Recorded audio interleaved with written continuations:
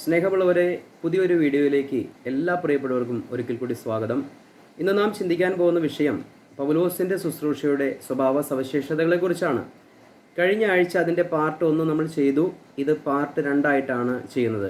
ഇതിൻ്റെ തലക്കെട്ട് ഇങ്ങനെയാണ്: പൗലോസിൻ്റെ ശുശ്രൂഷ ഒന്നിൽ നിന്നും മറ്റൊന്നിലേക്ക് പൗലോസ് അട്ടിമറിച്ചുവോ, അല്ലെങ്കിൽ ഈ വിശ്വാസത്തെ, തിരുവചനത്തെ പൗലോസ് അട്ടിമറിച്ചോ എന്നുള്ളൊരു ചോദ്യമാണ്, അല്ലെങ്കിൽ ഒരു ചിന്തയാണ് ഇന്ന് പങ്കുവയ്ക്കാൻ ആഗ്രഹിക്കുന്നത്. അപ്പോൾ തന്നെ കഴിഞ്ഞ ആഴ്ച നമ്മൾ ചിന്തിച്ചത് പൗലോസിൻ്റെ ഒരു ഓൾറൗണ്ടർ ശുശ്രൂഷയാണ്. രാജ്യത്തിൻ്റെ സുവിശേഷത്തിലും കൃപയുടെ സുവിശേഷത്തിലും അതുപോലെ തന്നെ യഹൂദൻ്റെ ഇടയിലും ജാതികളുടെ ഇടയിലും പൗലോസ് ചെയ്ത ശുശ്രൂഷകളെക്കുറിച്ച് നാം ചിന്തിക്കാനിടയായിത്തീർന്നു. പൗലോസിൻ്റെ നല്ല യൗവനം മുതൽ വാർദ്ധക്യം വരെ അദ്ദേഹം കർത്താവിന് വേണ്ടി സുവിശേഷ വേല ചെയ്ത വ്യക്തിയാണ് പൗലോസ്. അപ്പോൾ തന്നെ രാജ്യത്തിൻ്റെ സുവിശേഷത്തിൽ താൻ ആരംഭിച്ച് പിന്നീട് കൃപയുടെ സുവിശേഷത്തിലേക്ക് കടന്നു പോകുന്ന ഒരു ചരിത്രം നമ്മൾ പടിപടിയായിട്ടുള്ള പ്രോഗ്രസീവ് റെവലേഷനിലൂടെ പൗലോസിന് ദൈവം കൊടുത്ത വെളിപ്പാടിലൂടെ രാജ്യത്തിൻ്റെ സുവിശേഷത്തിൽ നിന്നും ടോട്ടലി ഡിഫറൻ്റ് ആയിട്ടുള്ള കൃപയുടെ സുവിശേഷത്തിലേക്ക് പൗലോസിനെ കൊണ്ടെത്തിച്ചതായിട്ട് നമുക്കതിൽ നിന്ന് കാണുവാൻ സാധിക്കുന്നുണ്ട്. അപ്പോൾ തന്നെ കഴിഞ്ഞ ദിവസം അല്ലെങ്കിൽ കഴിഞ്ഞ നാളുകളിൽ മുസ്ലിം ക്രിസ്ത്യൻ ഡിബേറ്റിൽ നടന്ന ഒരു ചർച്ചയിൽ ഒരു മുസ്ലിം പണ്ഡിതൻ ഇങ്ങനെ പറയുകയുണ്ടായി: പൗലോസ് എന്ന മനുഷ്യനാണ് ക്രിസ്തീയ വിശ്വാസത്തെ അട്ടിമറിച്ചത് എന്ന് അദ്ദേഹം പറയുകയുണ്ടായി. അപ്പോൾ ഞാനത് ചിന്തിച്ചപ്പോൾ ഈ മുസ്ലിം സഹോദരൻ പറഞ്ഞ ഈ ഒരു കാര്യം അദ്ദേഹത്തിന് ആ ഒരു തിരിച്ചറിവെങ്കിലും ഉണ്ടായല്ലോ. കാരണം പഴയ നിയമം പരിശോധിച്ചു വരുമ്പോൾ, വായിച്ചു വരുമ്പോൾ, പഠിച്ചു വരുമ്പോൾ കർത്താവായ യേശുക്രിസ്തു പഠിപ്പിച്ചതും അല്ലെങ്കിൽ 12 അപ്പോസ്തലന്മാർ പറഞ്ഞതുമായിട്ടുള്ള കാര്യങ്ങളിൽ നിന്നും വ്യത്യസ്തമായിട്ടുള്ള ഒരു ക്രിസ്തീയ വിശ്വാസവും ആ ക്രിസ്തീയ പ്രത്യാശയുമാണ് പൗലോസിൻ്റെ ലേഖനത്തിൽ നിന്നും അദ്ദേഹത്തിന് മനസ്സിലാക്കാൻ സാധിച്ചത്. അദ്ദേഹത്തിന് പരിശുദ്ധാത്മാവിലല്ലെങ്കിൽ പോലും മാനുഷികമായ ബുദ്ധിയിൽ ബൈബിൾ ഒന്ന് വായിച്ചു. അദ്ദേഹം ഇതിനെ എതിർക്കാനാണ് വായിച്ചത്. എങ്കിലും സകല പുസ്തകങ്ങൾ അദ്ദേഹം വായിച്ചു കഴിഞ്ഞപ്പോൾ പൗലോസിൻ്റെ ലേഖനത്തിൽ എത്തിക്കഴിഞ്ഞപ്പോൾ ടോട്ടലി ഒരു ഡിഫറൻറ്റ് കാഴ്ചപ്പാടാണ് അദ്ദേഹത്തിന് മനസ്സിലായത്. അത് വാസ്തവത്തിൽ ഒരർത്ഥത്തിൽ ശരിയാണ്. കാരണം പൗലോസിൻ്റെ ഈ സുവിശേഷം മറ്റുള്ള ആ പഴയ നിയമത്തിൽ നിന്ന് വ്യത്യസ്തമായൊരു ശുശ്രൂഷയാണ്. അല്ലെങ്കിൽ ടോട്ടലി പൗലോസ് ഈ വചനത്തെ അട്ടിമറിച്ച് തൻ്റെതായ ഒരു കാഴ്ചപ്പാടിൽ ചില ഉപദേശ സംഹിത ഉണ്ടാക്കിയെടുത്തു എന്നുള്ളതാണ് അദ്ദേഹം അവിടെ വാദിച്ചത്. അത് അദ്ദേഹത്തിൻ്റെ ആ ഒരു അറിവിൻ്റെ പരിധിയിൽ നിന്നുകൊണ്ടും ഇത് ഡിഫറൻ്റ് ആയിട്ടുള്ള ഒന്നാണ് പൗലോസ് ചെയ്തത് എന്നുള്ള ആ ഒരു തിരിച്ചറിവെങ്കിലും അദ്ദേഹത്തിനുണ്ടായി. എന്നാൽ ഇന്ന് ക്രിസ്തീയ ഗോളത്തിന് പൗലോസിൻ്റെ ശുശ്രൂഷയുടെ ഈ വ്യത്യസ്തത കാണുവാൻ സാധിക്കുന്നില്ല. ഉൽപ്പത്തി മുതൽ വെളിപ്പാട് വരെ ഒരേ കാര്യമാണ് പറഞ്ഞിരിക്കുന്നത്. അല്ലെങ്കിൽ പൗലോസിൻ്റെ ശുശ്രൂഷയൊന്നും വ്യത്യസ്തമായ ഒരു ശുശ്രൂഷയല്ല. കർത്താവും പന്തിരുവരും തുടങ്ങി വെച്ച ആ ശുശ്രൂഷയുടെ കണ്ടിന്യൂവേഷനാണ്, അല്ലെങ്കിൽ അതിൻ്റെ തുടർച്ചയാണ് പൗലോസ് ചെയ്തത്. താൻ കൂടുതൽ അധ്വാനിച്ചു എന്നേ ഉള്ളൂ എന്നുള്ള ഒരു ഒഴുക്കൻ മറുപടിയാണ് ഇന്ന് ക്രിസ്തീയ ഗോളത്തിനുള്ളത്. പക്ഷേ ആ മുസ്ലിം പണ്ഡിതന് മനസ്സിലായി പൗലോസ് എന്തോ ടോട്ടലി ഡിഫറൻ്റ് ആയിട്ടുള്ള ചില കാര്യങ്ങൾ എന്തോ ഒപ്പിച്ചു വെച്ചിട്ടുണ്ട് എന്നുള്ളതാണ് അദ്ദേഹത്തിൻ്റെ കണ്ടെത്തൽ. അപ്പോൾ എന്താണ് പൗലോസ് ചെയ്തു വെച്ചിരിക്കുന്ന ഈ അട്ടിമറി? എന്താണ് അതിന് കാരണം? ഒരർത്ഥത്തിൽ നാം ചിന്തിക്കുമ്പോൾ ഒന്നിൽ നിന്നും മറ്റൊന്നിലേക്ക് ഒരു ശുശ്രൂഷ പൗലോസ് ചെയ്തിട്ടുണ്ട്. അത് പൗലോസ് അല്ല ചെയ്തത്, പൗലോസിനെ കൊണ്ട് ദൈവം ചെയ്യിപ്പിച്ചിട്ടുണ്ട് എന്നുള്ളതാണ് പരിശുദ്ധാത്മാവുള്ള നമുക്ക് അത് ഗ്രഹിക്കുവാൻ സാധിക്കുന്നത്. ഇവിടെ ഞാൻ 3-4-5 കാര്യങ്ങൾ ഞാനൊന്ന് പറഞ്ഞു പോകാം. ഒന്നിൽ നിന്നും മറ്റൊന്നിലേക്ക് പൗലോസ് അട്ടിമറിച്ചു എന്ന് പറയപ്പെടുന്ന ആ വിശേഷങ്ങളെക്കുറിച്ച്, അല്ലെങ്കിൽ ആ ഒരു സവിശേഷതകളെക്കുറിച്ച് നമുക്കൊന്ന് ചിന്തിക്കാം. ഇവിടെ നമുക്കറിയാം, ന്യായപ്രമാണത്തിൽ നിന്നും ക്രൂശിൻ്റെ വചനത്തിലേക്ക്, അല്ലെങ്കിൽ വിശ്വാസത്തിൻ്റെ പ്രസംഗത്തിലേക്ക് അദ്ദേഹം കടന്നു വരാനിടയായിത്തീർന്നു. പൗലോസ് വിശ്വാസികളെ ന്യായപ്രമാണത്തിൽ നിന്നും വിടുവിച്ച്, ന്യായപ്രമാണം വേണ്ട, ഇവിടെ ഇതാ കൃപയുടെ സുവിശേഷം എന്നുള്ള ആ ഒരു ന്യായപ്രമാണം കൂടാതെയുള്ള ഒരു ജീവൻ്റെ മാർഗം അദ്ദേഹം ഉപദേശിക്കുകയാണ്. രണ്ടാമത്തെ കാര്യം, രാജ്യത്തിൻ്റെ സുവിശേഷത്തിൽ നിന്നും കൃപയുടെ സുവിശേഷത്തിലേക്ക് പൗലോസ് ശ്രദ്ധയെ തിരിക്കുകയാണ്. മൂന്നാമത്തെ കാര്യം, വിശ്വാസവും പ്രവൃത്തിയും ആവശ്യമായിരുന്നു രാജ്യത്തിൻ്റെ സുവിശേഷത്തിലെങ്കിൽ ഇവിടെ പൗലോസ് പറയുകയാണ്, നമുക്ക് പ്രവൃത്തിയല്ല, പ്രവൃത്തി കൂടാതെ വിശ്വാസം മാത്രം മതി രക്ഷയ്ക്ക് എന്നുള്ളത് അദ്ദേഹം പഠിപ്പിക്കുകയാണ്.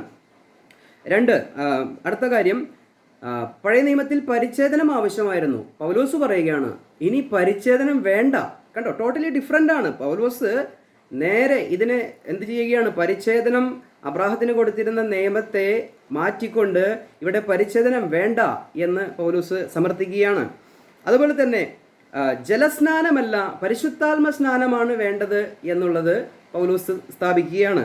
അതുപോലെ തന്നെ ഈ ഭൂമിയിലല്ല നമ്മുടെ പ്രത്യാശ മുഴുവനും സ്വർഗത്തിലേക്ക് വെക്കണം എന്നുള്ള ഒരു ഉപദേശവും പൗലോസ് കൊണ്ടുവരികയാണ്. അപ്പോൾ ടോട്ടലി ഡിഫറൻ്റ് ആണ്.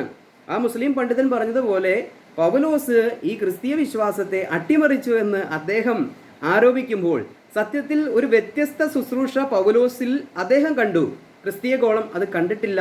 എന്നാൽ പരിശുദ്ധാത്മാവിൽ നമ്മളിത് മനസ്സിലാക്കുന്നു. ഇത് സത്യത്തിൽ ദൈവം ഒന്നിൽ നിന്നും മറ്റൊന്നിലേക്ക് ഒരു ശുശ്രൂഷ ഏൽപ്പിച്ചുകൊണ്ട് പൗലോസിനെ കൊണ്ട് ഈ കാര്യങ്ങൾ ചെയ്യിപ്പിക്കുകയായിരുന്നു എന്നുള്ളതാണ് നാം മനസ്സിലാക്കേണ്ടത്. അത് എങ്ങനെയാണ്? ന്യായപ്രമാണത്തിൽ നിന്നും കൃപായുഗത്തിലേക്ക്, രാജ്യത്തിൻ്റെ സുവിശേഷത്തിൽ നിന്നും കൃപയുടെ സുവിശേഷത്തിലേക്ക്, പരിച്ഛേദനത്തിൽ നിന്നും പരിച്ഛേദന വേണ്ട എന്നുള്ള സ്റ്റേജിലേക്ക്, ജലസ്നാനത്തിൽ നിന്നും ജലസ്നാനമല്ല പരിശുദ്ധാത്മാവിൻ്റെ സ്നാനം മതി എന്നുള്ളൊരു സ്റ്റേജിലേക്ക്, ഭൂമിയിലെ പ്രത്യാശയല്ല സ്വർഗത്തിലെ പ്രത്യാശയിലേക്ക് ഇതിങ്ങനെ ഒരു ചേഞ്ച് ഓവർ ചെയ്യുന്നതായിട്ട് നമുക്ക് കാണാൻ സാധിക്കുന്നു. പൗലോസിന് ഇതിനെല്ലാം ഒരു അനുമതി അല്ലെങ്കിൽ അധികാരം എവിടെ നിന്ന് കിട്ടി? ആ മുസ്ലിം പണ്ഡിതൻ പറഞ്ഞതുപോലെ ഒരിക്കലും ഒരു വ്യക്തി വിചാരിച്ചാൽ അട്ടിമറിക്കാൻ പറ്റുന്ന ഒരു വിശ്വാസമല്ല ബൈബിളിലെ തിരുവഴുത്തിലെ വിശ്വാസങ്ങൾ. അല്ലെങ്കിൽ ഈ തിരുവഴുത്ത് ദൈവശ്വാസീയമാണ്. ഇതിനെ നശിപ്പിക്കാൻ ശ്രമിച്ചിട്ടുണ്ടെങ്കിൽ അതിൻ്റെ ഈ ലോകത്ത് ഇന്ന് ഏറ്റവും കൂടുതൽ അച്ചടിച്ച് പുറത്തേക്ക് ഇറക്കിയിട്ടുള്ള പുസ്തകം എന്ന് പറയുന്നത് തിരുവചനമാണ്. ഈ ബൈബിളിനെ നശിപ്പിക്കാൻ നോക്കിയപ്പോഴൊക്കെയും ദൈവം ഇതിനെ സംരക്ഷിച്ചിട്ടേ ഉള്ളൂ. പക്ഷേ ആ പ്രിയ മുസ്ലിം പണ്ഡിതൻ്റെ കയ്യിലിരിക്കുന്ന ഖുറാൻ എന്ന് പറയുന്ന ആ കിതാബ്, അതിൻ്റെ അകത്തെ ചില പേപ്പറുകൾ ആട് നിന്ന് പോയി നഷ്ടപ്പെട്ടു എന്ന് പറഞ്ഞ് അവർ തന്നെ പ്രസംഗിക്കുന്നത് ഞാൻ കേട്ടിട്ടുണ്ട്. അപ്പോൾ ഒരു ആട് നിന്നാൽ തീരുന്നതാണ് ഇങ്ങനെയുള്ള ഉപദേശങ്ങളൊക്കെയും. എന്നാൽ ആടല്ല, ആളല്ല, ഇനി ലോകം മുഴുവനും ഇതിനെതിരെ നിന്നാലും മാറ്റമില്ലാത്ത, ആകാശവും ഭൂമിയും മാറ്റം വന്നാലും മാറ്റപ്പെടാത്ത ദൈവത്തിൻ്റെ തിരുവചനമാണ് നമ്മുടെ ദൈവത്തിൻ്റെ വചനം എന്നുള്ളത് നമ്മൾ ചിന്തിച്ച് മനസ്സിലാക്കേണ്ട ഒരു കാര്യമാണ്. ഞാൻ എൻ്റെ വിഷയത്തിലേക്ക് വരാം. അപ്പോൾ പൗലോസിന് ഈ അധികാരം എവിടെ നിന്ന് കിട്ടി? പറയുകയാണ് പരിച്ഛേദനം വേണ്ട. നമുക്ക് പരിച്ഛേദനയെക്കുറിച്ച് ഒരു സാമ്പിളായിട്ട് നമുക്ക് അതിനെക്കുറിച്ച് ഒന്ന് ചിന്തിക്കാം. അതായത് ഉൽപ്പത്തി പുസ്തകം 17-ാം അധ്യായത്തിൽ അതിൻ്റെ 9 മുതൽ 14 വരെ വാക്യമ്പോഴാണ് നമുക്ക് ചില കാര്യങ്ങൾ മനസ്സിലാക്കാൻ സാധിക്കുന്നത്. ദൈവം പിന്നെയും അബ്രാഹാമിനോട് അരുളി ചെയ്തത്, ദൈവമാണ് പറയുന്നത് നേരിട്ട്, നീയും നിന്റെ ശേഷം തലമുറയായി നിന്റെ സന്തതിയും എൻ്റെ നിയമം പ്രമാണിക്കണം. എനിക്കും നിനക്കും നിന്റെ ശേഷം നിന്റെ സന്തതികൾക്കും മധ്യയുള്ളതും നിങ്ങൾ പ്രമാണിക്കേണ്ടതുമായ എൻ്റെ നിയമമാവിത്. നിങ്ങളിൽ പുരുഷപ്രജയൊക്കെയും പരിച്ഛേദന ഏൽക്കണം. നിങ്ങളുടെ അഗ്രചർമ്മം പരിച്ഛേദന ചെയ്യണം. അത് എനിക്കും നിങ്ങൾക്കും മധ്യയുള്ള നിയമത്തിൻ്റെ അടയാളമാകും.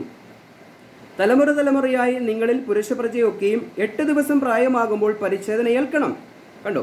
അതായത് അബ്രഹാമിനോട് ദൈവം പറയുകയാണ്, നിങ്ങളിൽ പുരുഷന്മാരായി അല്ലെങ്കിൽ ആൺകുട്ടികളായി ജനിക്കുന്ന എല്ലാവർക്കും 8-ാം നാളിൽ പരിച്ഛേദനം ചെയ്തിരിക്കണം. കർത്താവായ യേശുക്രിസ്തു ജനിച്ച് ഈ ഭൂമിയിൽ പിറന്നപ്പോൾ 8-ാം ദിവസം കർത്താവായ യേശുക്രിസ്തുവിനെയും പരിച്ഛേദന ചെയ്തു. കാരണം എന്താ? യേശുക്രിസ്തുവും അബ്രാഹത്തിൻ്റെ സന്തതി പരമ്പരയിൽ ജനിച്ചവനാണ്, യഹൂദ ഗോത്രത്തിലെ സിംഹമായി ജനിച്ചവനാണ്.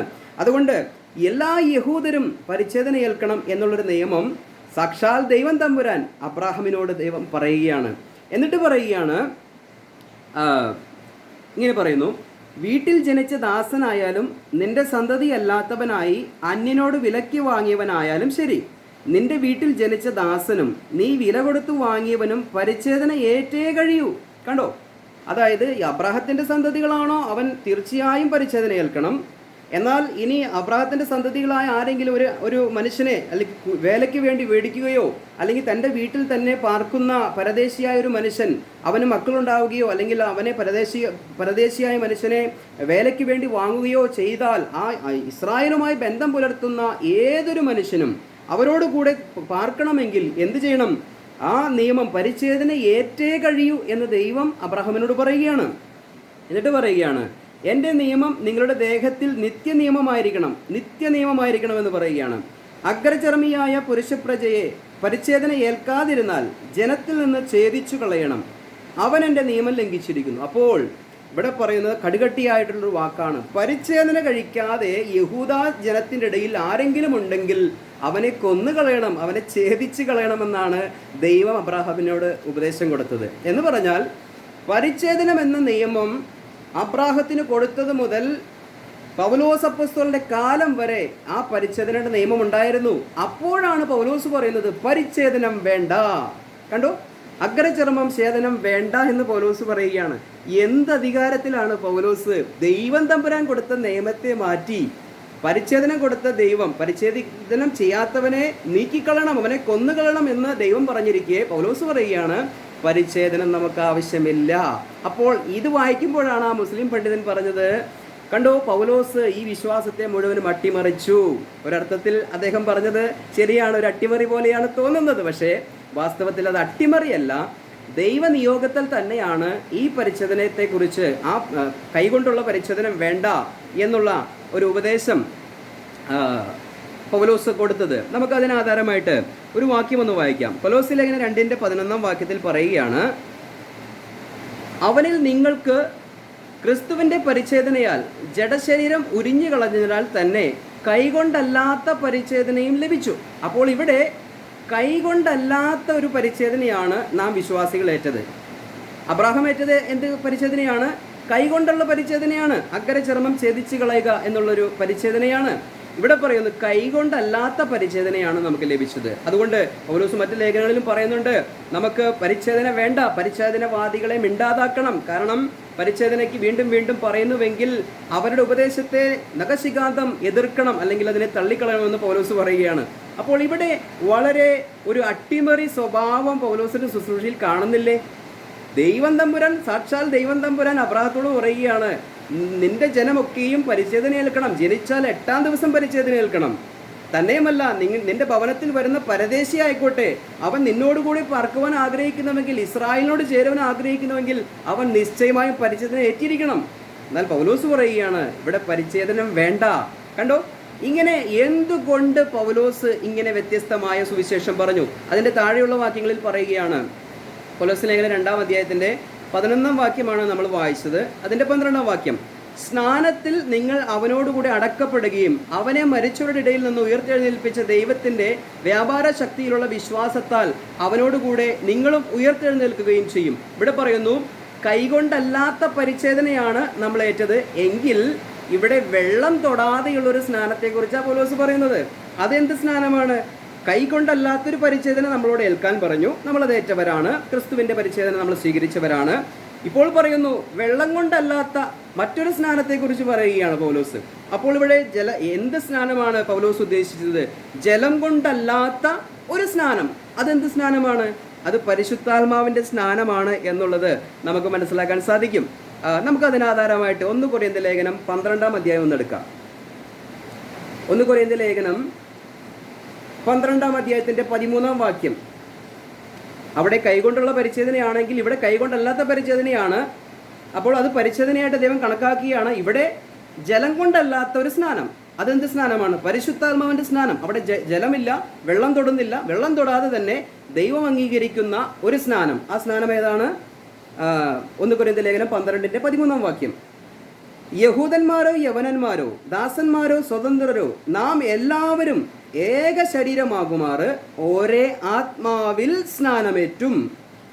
എല്ലാവരും ഒരേ ആത്മാവിനെ പാനം ചെയ്തും ഇരിക്കുന്നു. ഇവിടെ ഏറ്റ സ്നാനം എന്താണ്? ഇവിടെ ഏറ്റ സ്നാനത്തെക്കുറിച്ച് പറയുമ്പോൾ നാം എല്ലാവരും ക്രിസ്തുവിൻ്റെ ശരീരം എന്ന സഭയുടെ ഭാഗമായി തീരുവാൻ ഒരേ ആത്മാവിലാണ് സ്നാനമേറ്റത്, ആത്മസ്നാനമാണ് ഏറ്റത് എന്നുള്ളത് ഇവിടെ വളരെ വ്യക്തമാണ്. അതിനാധാരമായിട്ട് നമുക്കതിനെ ഒന്നുകൂടി ഉറപ്പിക്കാൻ വേണ്ടി എഫെസ്യ ലേഖനം അതിൻ്റെ 4-ാം അധ്യായത്തിലേക്ക് ഒന്ന് കടന്നു വരണം. ഇവിടെ 4-ാം അധ്യായം 1 മുതൽ ഒരു 14-15 വാക്യങ്ങൾ വായിക്കുമ്പോൾ അവിടെ ക്രിസ്തുവിൻ്റെ ശരീരമാകുന്ന സഭയുടെ കൃത്യമായിട്ടുള്ളൊരു ഉപദേശം അവിടെ കൊടുത്തിട്ടുണ്ട്. നമുക്ക് അതിലേക്കൊന്നും ഇന്ന് കടന്നു പോകാൻ സമയമില്ല. ഇവിടെ സ്നാനത്തെക്കുറിച്ച് പറയുന്നൊരു വിഷയത്തെക്കുറിച്ച് നമുക്കൊന്ന് ചിന്തിക്കാം. എഫെസ്യ ലേഖനം 4-ാം അധ്യായത്തിൻ്റെ 3 മുതൽ 6 വരെയുള്ള വാക്യങ്ങൾ വായിക്കണം. ഇവിടെ വായിക്കുകയാണ്, ആത്മാവിൻ്റെ ഐക്യത സമാധാന ബന്ധത്തിൽ കാപ്പാൻ ശ്രമിക്കുകയും ചെയ്യുവിൻ. നിങ്ങളെ വിളിച്ചപ്പോൾ ഏക പ്രത്യാശയ്ക്കായി നിങ്ങളെ വിളിച്ചതുപോലെ ശരീരം ഒന്ന്, ആത്മാവ് ഒന്ന്, കർത്താവ് ഒരുവൻ, വിശ്വാസം ഒന്ന്, സ്നാനം ഒന്ന്, എല്ലാവർക്കും മീതെയുള്ളവനും എല്ലാവരിലും കൂടി വ്യാപരിക്കുന്നവനും എല്ലാവരിലും ഇരിക്കുന്നവനുമായി എല്ലാവർക്കും ദൈവവും പിതാവുമായവൻ ഒരുവൻ. ഇവിടെയെല്ലാം ഒന്ന് ഒന്ന് ഒന്ന് എന്ന് പൗലോസ് പറഞ്ഞിരിക്കുകയാണ്. അതിൽ എന്തൊക്കെയാണ് ഒന്ന് എന്നുള്ളത് നമുക്കൊന്ന് നോക്കാം. അതിൻ്റെ വാക്കുകൾ മാത്രം നമുക്കൊന്ന് പരിശോധിക്കാം. ഏക പ്രത്യാശ, ഏക ശരീരം, ഏക ആത്മാവ്, ഏക കർത്താവ്, ഏക സ്നാനം, പിതാവായ ദൈവം ഏകൻ ഇവിടെ പറഞ്ഞിരിക്കുകയാണ്. എല്ലാത്തിനും ഒന്ന് ഒന്ന് ഒന്ന് എന്ന് പറയുമ്പോൾ ഇവിടെ പറഞ്ഞിരിക്കുന്ന പ്രസ്താവനകൾ നോക്കുമ്പോൾ കർത്താവായ യേശു ക്രിസ്തു ഒരുവൻ, നോക്കുക, സകലത്തിനും മീതെയുള്ള പിതാവായ ദൈവം ഒന്ന്, പരിശുദ്ധ ആത്മാവ് ഒന്ന്, പ്രത്യാശ ഒന്ന്. അപ്പോൾ പറയുകയാണ് ആത്മാവ് ഒന്ന്. ഇവിടെ പറയുന്നു സ്നാനം ഒന്ന്. അതേത് സ്നാനമാണ്? ഒന്നെങ്കിൽ പരിശുദ്ധാത്മാവിൻ്റെ സ്നാനം, ഒന്നെങ്കിൽ ജലസ്നാനം, അല്ലെങ്കിൽ അഗ്നി കൊണ്ടുള്ള സ്നാനം. ഏത് സ്നാനമാണ് ഇവിടെ പൗലോസ് ഉദ്ദേശിച്ച സ്നാനം? ഒരു സ്നാനമേ ഉള്ളൂ എന്ന് പൗലോസ് പറയുകയാണ്. എങ്കിൽ ആ ഒരു സ്നാനം ഏതാണ്? അതാണ് ഇപ്പോൾ നാം അല്പം മുമ്പ് വായിച്ച സ്നാനം. നാം എല്ലാവരും ഏക ശരീരമാകുമാറ് ഏക ആത്മാവിനാൽ സ്നാനമേറ്റു. സ്നാനം ഒന്നേ ഉള്ളൂ എന്ന് എഫെസ്യ ലേഖനത്തിൽ പറയുന്നു പൗലോസ്. ആ ഏക സ്നാനം പരിശുദ്ധാത്മാവിൻ്റെ സ്നാനമാണ് എന്ന് വീണ്ടും അവിടെ പൗലോസ് ഊന്നി പറയുകയാണ്. അപ്പോൾ ഇവിടെ പറയുന്നു പരിച്ഛേദന എന്നുള്ളത് അത് കൈകൊണ്ടുള്ള പ്രവൃത്തിയായിരുന്നു. എന്നാൽ ഇവിടെ ഇതാ കൈകൊണ്ടല്ലാത്തൊരു പരിച്ഛേദന. ഇവിടെ ഇതാ വെള്ളം കൊണ്ടുള്ള സ്നാനമായിരുന്നു. എന്നാൽ മറിച്ച് ഇവിടെ വെള്ളം കൊണ്ടല്ലാത്ത ഇവിടെ പരിശുദ്ധാത്മാവിനാലുള്ള സ്നാനത്തെക്കുറിച്ച് പൗലോസ് പറയുന്നു. പിന്നെ പറയുന്നു ന്യായപ്രമാണം നമുക്ക് രക്ഷ നൽകുന്നില്ല. ഇവിടെ ഇതാ ദൈവത്തിൻ്റെ കൃപയിലേക്ക് ഈ മനുഷ്യൻ ശ്രദ്ധ തിരിപ്പിക്കുകയാണ്. അപ്പോൾ നാം ചിന്തിച്ചു, ന്യായപ്രമാണം വേണ്ട, ക്രൂശിൻ്റെ വചനം മതി, അല്ലെങ്കിൽ കൃപായുഗം സുവിശേഷം മതി. രാജ്യത്തിൻ്റെ സുവിശേഷം വേണ്ട, കൃപയുടെ സുവിശേഷം മതി. അല്ലെങ്കിൽ വിശ്വാസവും പ്രവൃത്തിയും വേണ്ട, വിശ്വാസം മാത്രം മതി എന്നുള്ളതാണ് പൗലോസ് ഇവിടെ ചൂണ്ടിക്കാണിക്കുന്നത്. അപ്പോൾ ഇവിടെ പറയുന്നു ജലസ്നാനമല്ല, മറിച്ച് പരിശുദ്ധാത്മാവിൻ്റെ സ്നാനം മതി എന്ന് പറയുന്നു. അപ്പോൾ തന്നെ പഴയ നിയമവും പുതിയ നിയമത്തിലെ പല വാക്യങ്ങളും ഒന്ന് പരിശോധിച്ച് കഴിഞ്ഞാൽ അതായത് ഇവർക്ക് ഭൂമി കൈവശമാക്കുന്ന പ്രത്യാശയെക്കുറിച്ചായിരുന്നു ഇവർക്ക് എല്ലാവർക്കും ഉണ്ടായത്. വാക്യമെടുക്കാതെ പറയട്ടെ, കർത്താവായ യേശു ക്രിസ്തു മരിച്ചെടുക്കപ്പെട്ട് ഉയർത്തെഴുന്നേറ്റ് സ്വർഗാരോഹണം ചെയ്യുമ്പോൾ ശിഷ്യന്മാർ ചോദിക്കുന്നുണ്ട്, കർത്താവെ, ഇസ്രായേലിന് അങ്ങ് ഇപ്പോഴാണോ രാജ്യം സ്ഥാപിച്ചു കൊടുക്കുന്നത്? അവർക്ക് ഭൂമിയിലെ പ്രത്യാശയാ. കർത്താവ് ഈ ലോകത്ത് 1000 സംവത്സരം രാജ്യം ഭരിക്കുന്ന, അല്ലെങ്കിൽ ഇസ്രായേലിന് 12 ഗോത്രത്തിനും രാജ്യം വിഭജിച്ചു കൊടുത്ത് സമാധാനമായി ഭരിക്കുന്ന ആ സമയം ഇപ്പോഴാണോ എന്ന് കർത്താവിനോട് ചോദിച്ചു. അവരുടെ പ്രത്യാശ എവിടെയാണ്? ഈ ഭൂമിയിലേക്ക് കർത്താവ് വരണം എന്നുള്ളതാണ്. എന്നാൽ പൗലോസ് പറയുകയാണ്, ഈ ഭൂമിയിലുള്ളതല്ല, സ്വർഗത്തിലുള്ള ക്രിസ്തു ഇരിക്കുന്ന ഇടമായ സ്വർഗത്തെക്കുറിച്ച് തന്നെ നിങ്ങൾ എന്ത് ചെയ്യണം? ചിന്തിക്കണം. കാരണം എന്താ? നാം ഇവിടെ നിന്ന് കർത്താവിൻ്റെ സന്നിധിയിലേക്ക്, സ്വർഗത്തിലേക്ക് പോകാനുള്ളവരാ. നാം സ്വർഗീയ പൗരന്മാരാണെന്നാണ് പൗലോസ് പറഞ്ഞത്. പ്രിയമുള്ളവരെ, പൗലോസിൻ്റെ ശുശ്രൂഷയുടെ സവിശേഷതകളെ കുറിച്ചാണ് നമ്മൾ പഠിക്കുന്നത്. പൗലോസ് ഒരു സുവിശേഷീകരണത്തിൽ വലിയൊരു അട്ടിമറി ചെയ്തു എന്ന് ഒരു മുസ്ലിം പണ്ഡിതൻ പറയുമ്പോൾ സത്യത്തിൽ അതൊരു അട്ടിമറിയല്ല, മറിച്ച് അദ്ദേഹത്തിന് അതെങ്കിലും തിരിച്ചറിഞ്ഞല്ലോ എന്നാണ് എൻ്റെ ചിന്ത. കാരണം ഒരു വ്യത്യസ്തത മറ്റുള്ള അപ്പോസ്തലന്മാരും യേശുക്രിസ്തുവും പഴയ നിയമവും പറയുന്നതിൽ നിന്നും വ്യത്യസ്തമായിട്ടുള്ള ഒരു വലിയ ഒരു അട്ടിമറി പോലെയുള്ള തോന്നാവുന്ന ഒരു ശുശ്രൂഷ പൗലോസ് ചെയ്തിരിക്കുകയാണ്. അതിലൂടെയാണ് ഇന്ന് ക്രിസ്തീയ സഭ നിലകൊള്ളുന്നത്. കാതലായിട്ടുള്ള റോമാലേഖനം മുതൽ ഫിലമോന്റെ ലേഖനം വരെ പൗലോസിനെ കൊണ്ട് ദൈവം എഴുതിപ്പിച്ചു.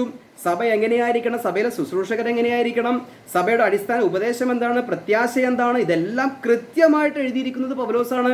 ഇന്ന് ഈ ക്രിസ്തീയ ഗോളം മുഴുവനും ഫോളോ ചെയ്യുന്നത് അതാണ്. എങ്കിലും ന്യായപ്രമാണവും പ്രവൃത്തിയും ഈ പൗലോസിന്റെ കൃപയും കൂട്ടി മിക്സ് ചെയ്ത് കോക്ടെയിൽ പരുവത്തിൽ അല്ലെങ്കിൽ മിക്സ്ഡ് ഗോസ്പലായിട്ടാണ് ഇന്ന് ഏറ്റെടുത്തിരിക്കുന്നത്. അതുകൊണ്ട് ഈ വചനത്തെക്കുറിച്ച് തിമോഥെയോസിന്റെ ലേഖനത്തിൽ പറയുകയാണ്, rightly divide the word of truth. ദൈവവചനത്തെ ശരിയായി വിഭജിച്ച് പഠിക്കുക. കണ്ടില്ലേ, ഇപ്പോൾ പൗലോസിന്റെ ശുശ്രൂഷയിൽ ഇവിടെ ചില കാര്യങ്ങൾ വേണ്ട എന്ന് പറയുന്നു. അപ്പോൾ തന്നെ ന്യായപ്രമാണത്തിലും അല്ലെങ്കിൽ പന്തിരുവരുടെ പഠിപ്പിക്കലിലും ചില കാര്യങ്ങൾ വേണം എന്ന് പറയുന്നു. രക്ഷ പ്രാപിക്കാൻ ഞങ്ങൾ എന്ത് ചെയ്യണമെന്ന് പത്രോസിനോട് ചോദിച്ചപ്പോൾ പത്രോസ് എന്താ പറഞ്ഞേ? നിങ്ങൾ മാനസാന്തരപ്പെടണം, നിങ്ങൾ കർത്താവായ യേശുക്രിസ്തുവിന്റെ നാമത്തിൽ സ്നാനം സ്വീകരിക്കണം, ജലസ്നാനം സ്വീകരിക്കണം, എങ്കിൽ പരിശുദ്ധാത്മാവ് എന്ന ദാനം നിങ്ങൾക്ക് ലഭിക്കും. എന്നാൽ പൗലോസിനോട് ചോദിക്കാം, പൗലോസ് രക്ഷ പ്രാപിക്കാൻ എന്ത് ചെയ്യണം? കർത്താവായ യേശുക്രിസ്തുവിൽ വിശ്വസിക്കുക, നീ നിന്റെ കുടുംബം രക്ഷ പ്രാപിക്കും, വിശ്വസിച്ചാൽ മതി. ഈ വ്യത്യസ്തതകൾ പല വ്യത്യസ്തതകൾ ഞാൻ ചൂണ്ടിക്കാണിച്ചു. പരിച്ഛേദനം വേണ്ട, അല്ലെങ്കിൽ ജലസ്നാനം വേണ്ട, അല്ലെങ്കിൽ ഇപ്പോൾ ഭൂമിയിലെ പ്രത്യാശയല്ല വേണ്ടത്, മറിച്ച് എന്തൊക്കെയാണ് വേണ്ടത്? കൃപയുടെ സുവിശേഷം വിശ്വസിച്ചാൽ മതി, വിശ്വാസത്താലാണ് നമ്മുടെ രക്ഷ, പ്രവൃത്തിയാലല്ല രക്ഷ, നമുക്ക് നമ്മുടെ പൗരത്വം സ്വർഗത്തിലാണ്. ഇങ്ങനെ ടോട്ടലി ഡിഫറൻ്റ് ആയിട്ടുള്ള ചില കാര്യങ്ങൾ പറയുകയാണ്. റോമാലേഖനത്തിൽ പൗലോസ് പറയുകയാണ്, വിശ്വാസത്താലാണ് അബ്രഹാം നീതീകരിക്കപ്പെട്ടത്. അപ്പോൾ യാക്കോബ് അപ്പോസ്തലൻ പറയുകയാണ്, വെറും വിശ്വാസത്തിൽ മാത്രമല്ല, അബ്രഹാം പ്രവർത്തിച്ചത് കൂടിയല്ലേ രക്ഷിക്കപ്പെട്ടത് എന്നാണ് പറയുന്നത്, അല്ലെങ്കിൽ നീതീകരിക്കപ്പെട്ടത് എന്നാണ് പറയുന്നത്. നമുക്ക് ആ വാക്യം ഒന്ന് വായിക്കാം. റോമാലേഖനത്തിലെ വാക്യത്തിൽ പൗലോസ് പറയുന്നു, ന്യായപ്രമാണത്തിന്റെ പ്രവൃത്തികളാൽ ഒരു ജഡവും നീതീകരിക്കപ്പെടുന്നില്ല, പ്രവൃത്തിയാൽ ആരും തന്നെ നീതീകരിക്കപ്പെടുന്നില്ല എന്നാണ് പറഞ്ഞത്. എന്നാൽ യാക്കോബിന്റെ ലേഖനത്തിൽ ഇവിടെ വായിക്കുകയാണ് 21 വാക്യം, 2-ാം അധ്യായത്തിന്റെ 21 വാക്യം.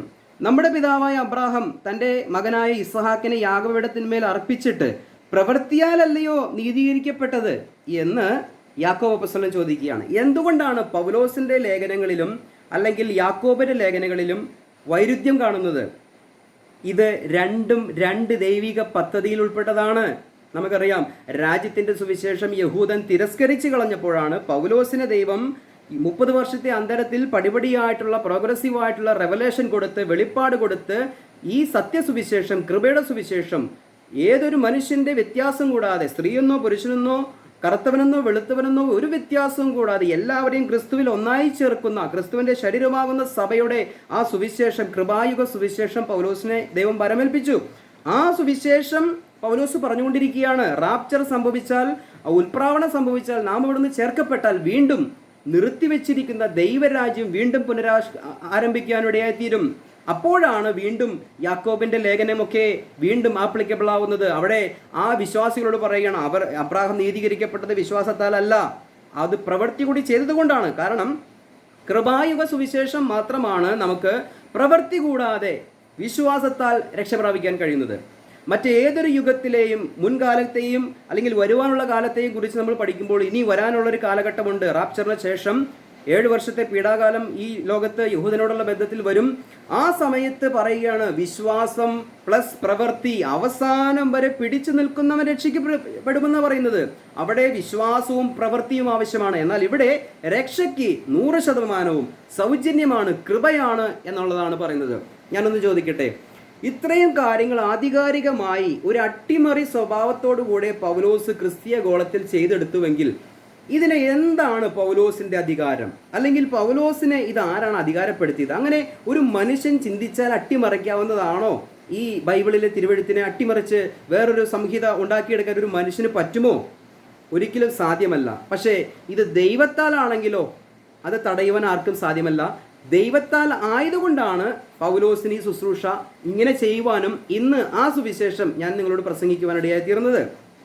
നമുക്ക് ഗലാത്യ ലേഖനം ഒന്ന് എടുക്കാം. ഇതിൻ്റെ ആധികാരികതയെക്കുറിച്ച് പൗലോസ് പറയുകയാണ്, മനുഷ്യനിൽ നിന്നല്ല, മനുഷ്യനാലുമല്ല, യേശുക്രിസ്തുവിനാലും അവനെ മരിച്ചവരുടെ ഇടയിൽ നിന്ന് ഉയർപ്പിച്ച പിതാവായ ദൈവത്താലും അത്രേ അപ്പോസ്തലനായ പൗലോസും.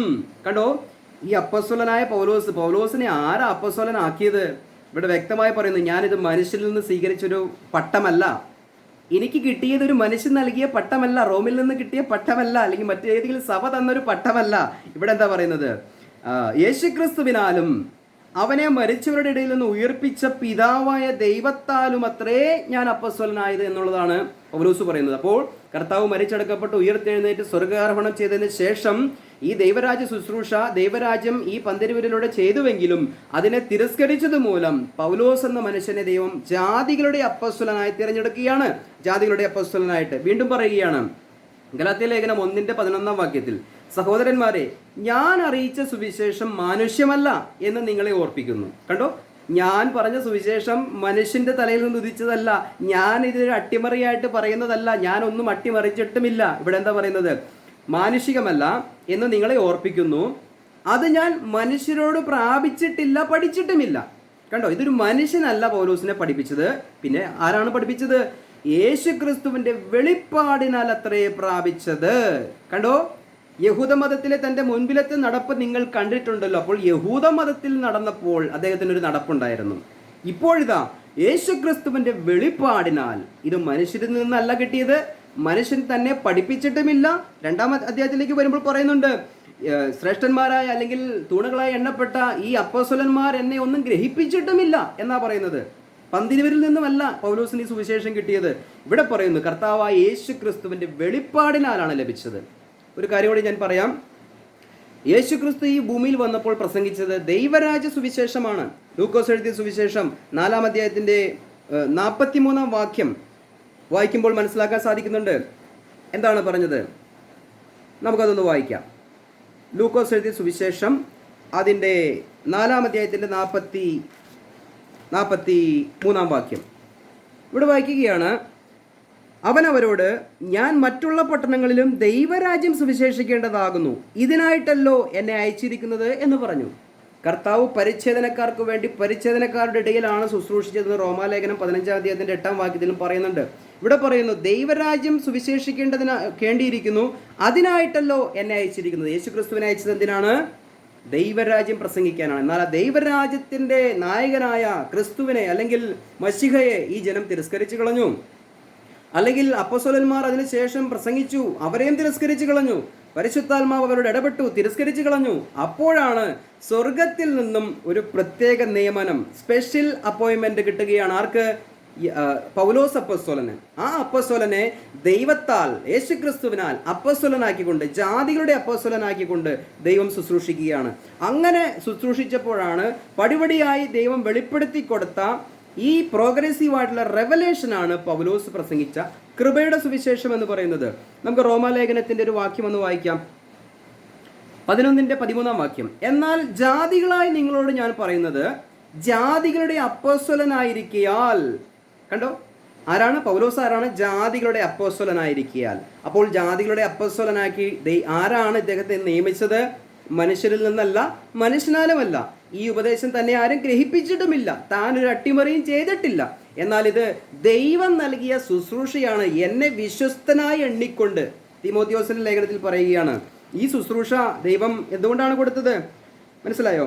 ഇവിടെ പറയുന്നു, 1 തീമോഥെയോസ് 1-12 വാക്യത്തിൽ പറയുകയാണ്, എനിക്ക് ശക്തി നൽകിയ യേശുക്രിസ്തു എന്ന നമ്മുടെ കർത്താവ് എന്നെ വിശ്വസ്തനെന്ന് എണ്ണി ശുശ്രൂഷയ്ക്ക് ആക്കിയത് കൊണ്ട് ഞാൻ അവനെ സ്തുതിക്കുന്നു.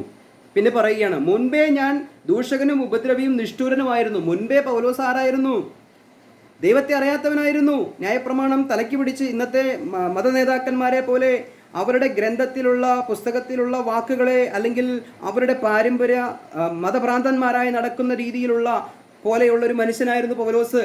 എന്നാൽ യഥാർത്ഥ സത്യം മനസ്സിലാക്കിയപ്പോൾ അവനെ ദൈവം വിശ്വസ്തൻ എണ്ണിക്കൊണ്ട്, മനസ്സിലായോ? 15-ാം വാക്യം വായിക്കുകയാണ്, യേശു ക്രിസ്തു പാപികളെ രക്ഷിപ്പാൻ ലോകത്തിൽ വന്നു എന്നുള്ളത് വിശ്വാസ്യവും എല്ലാവരും അംഗീകരിപ്പാൻ യോഗ്യവുമായ വചനം തന്നെ. കണ്ടോ, യേശു ക്രിസ്തു പാപികളെ രക്ഷിക്കുവാൻ ലോകത്തിൽ വന്നു എന്നുള്ളത് വിശ്വാസയോഗ്യമായ വചനമാണ്. ആ പാപികളിൽ ഞാൻ ഒന്നാമൻ എന്നാണ് പൗലോസ് പറയുന്നത്.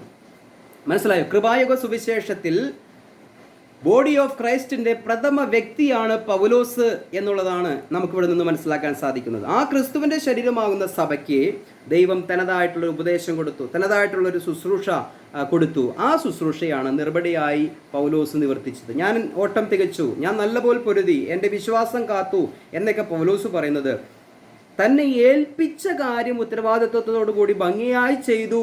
അതിൻ്റെ പ്രത്യാശയിൽ പൗലോസ് നിലകൊണ്ടു എന്നുള്ളതാണ്. പ്രിയമുള്ളവരെ, പൗലോസ് ഈ വചനത്തെ അട്ടിമറിച്ചിട്ടില്ല. എന്നാൽ ആ മുസ്ലിം പണ്ഡിതൻ പറഞ്ഞത് പൗലോസ് ആകെ കുഴപ്പമുണ്ടാക്കി, അട്ടിമറിച്ച് കളഞ്ഞു, ടോട്ടലി ഡിഫറൻ്റ് ആക്കി കളഞ്ഞു.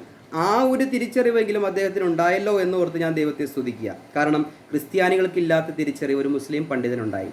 കാര്യം അത് അദ്ദേഹം ഗുണത്തിന് വേണ്ടി ഇത് വായിച്ചതല്ല, ഇതിനെ എതിർക്കാൻ വേണ്ടി വായിച്ചതാണ്. പക്ഷേ പുള്ളിക്കാരന് മനസ്സിലായി, മറ്റുള്ളവർ പറയുന്നത് പോലെയല്ല പൗലോസ് പറഞ്ഞിരിക്കുന്നത്. പൗലോസ് പറഞ്ഞതിൽ നിന്നും വ്യത്യസ്തതയുണ്ട്. അതിനെയാണ് rightly divide the word of truth. ദൈവവചനത്തെ യഥാർത്ഥമായി വിഭജിച്ച് പഠിക്കുക. Price the Lord.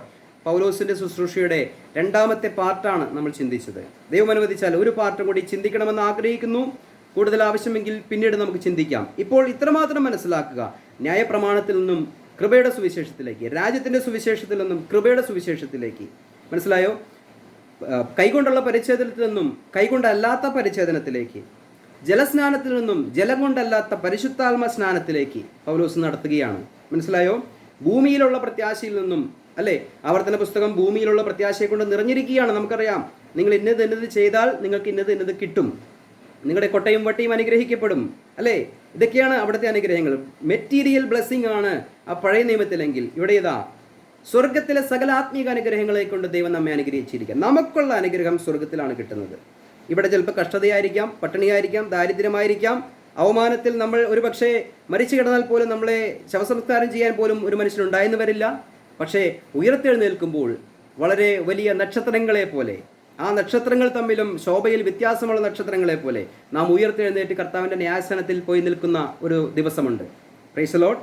ആ ഒരു സത്യത്തിലേക്ക് ദൈവം നടത്തട്ടെ. ഈ കൃപയുടെ സുവിശേഷത്തിന് ചെവി കൊടുക്കുവാനും കാതോർക്കുവാനും പ്രവൃത്തി കൂടാതെ വിശ്വാസത്താലുള്ള ഈ രക്ഷയിലേക്ക് കടന്നു വരുവാനും ദൈവം എല്ലാവരെയും അനുഗ്രഹിക്കട്ടെ. Price the Lord.